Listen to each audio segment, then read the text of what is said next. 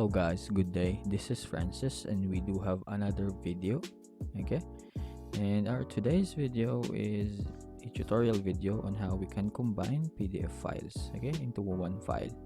So if you're actually new onto my channel, I'm uploading tutorials on everyday needs regarding softwares and all about your computers. Okay, so kung bago ka pa lang dito sa aking channel, please do support by liking, sharing, and subscribing.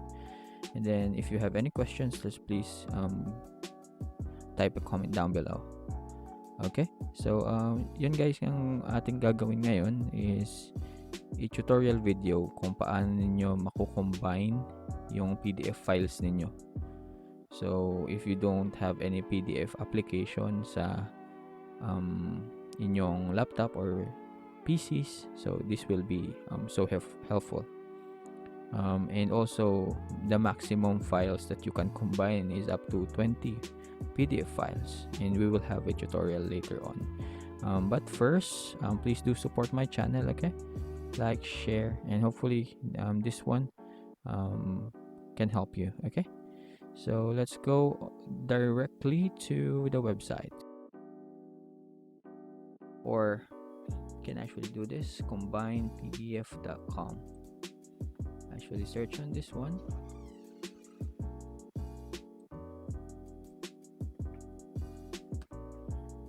That's the free website, Combine PDF. And then on this website you can also choose conversion from PDF to document, or document to PDF, or PDF to JPEG. So hindi lang siya for combining PDF. Lahat ng regarding sa PDF dito nyo makikita. Okay, everything about PDF conversion and then combining, andito na siya.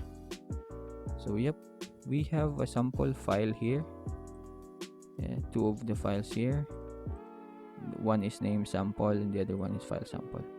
So if you open both of these files,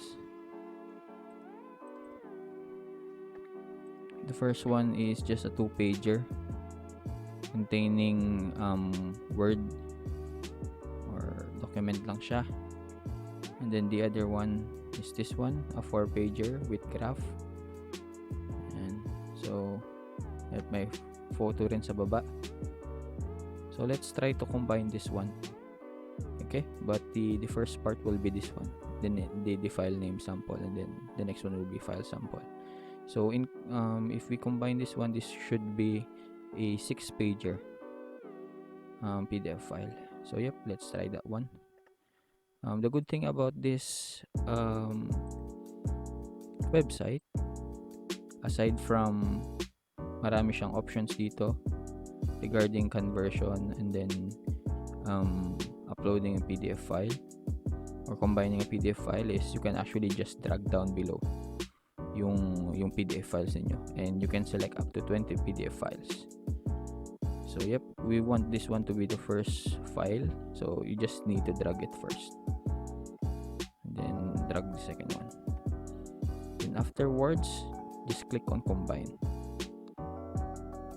After you combine, automatically it will be downloaded right here. See, if you try to open that file, if you actually check, the file name will be combine PDF. That will be the file name. You can just actually change it. Pwede nyo naman siya palitan yung file name niya, pero yan yung automatic magiging file name niya once na na-combine na siya. So let's open it. Ayun na yun, diba? Na-open na natin siya. If you just check on this one, we want the first 2-pager to be the first part ng pag-combine natin. So ayan na yung 2 pages. And then ito na yung next part, which is 4 pages. So ayan, na-combine na siya.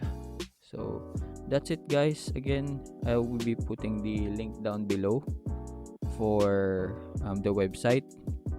It will be really helpful, especially sa students or any professionals, if you're actually using this one. Okay, so if this has been helpful or nakatulong to sa inyo, just please like, share, and subscribe to my YouTube channel. You have a great day. Bye.